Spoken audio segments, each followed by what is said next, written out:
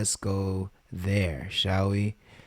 The X Games. Danica had the X Games coverage, and I think you guys should hear this because if you're into extreme sports, if you're into music, if you're into dope weather and beaches and shit like that, then you need to know about what's popping at the X Games, and Danica is breaking it down. So check this out.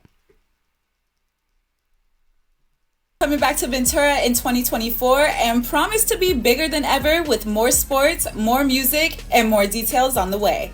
Now, it's only right that the X Games are coming back to the 805 after last year's history-making and record-breaking weekend. To start, X Games Finals Weekend 2023 brought over 52,000 attendees in Ventura. Amtrak saw an insane 482% increase in ridership between San Diego and San Luis Obispo compared to the same weekend in 2022.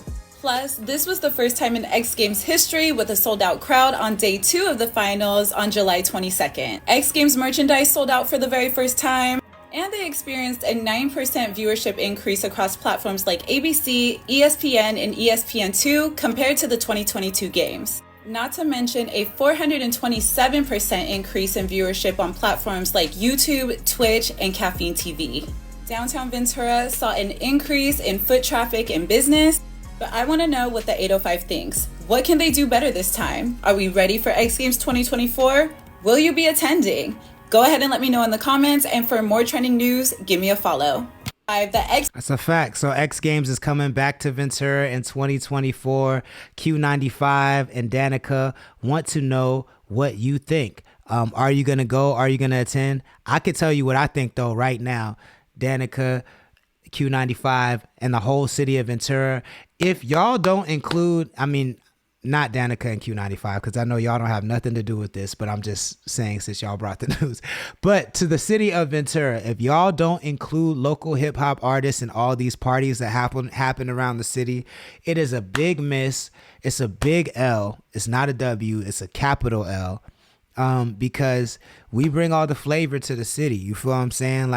And I just think it's bad representation of the area when you only have rockabilly bands and country bands and no local hip hop artists playing on these shows that, especially like skateboarding and all of these things that are culturally influenced by hip hop, to not involve local hip hop artists is just super fucking whack. So I'm gonna need y'all to get that shit together. Hell yeah. Let that coochie breathe. And book some local hip hop artists, especially Connect the Coast. But if not Connect the Coast, you got 7 Records, you got The Dark Room, you got options upon options upon options upon options.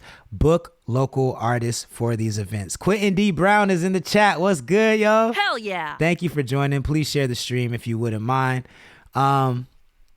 Cool. Let's get into, actually, you know what we'll do? We'll scroll my story last. What I'm going to do is let this Meg the Stallion video run in the back while I talk about my thoughts on this battle. Meg the Stallion versus Nicki Minaj. For those that do not know, this is like the only thing moving right now in hip hop culture, in hip hop media.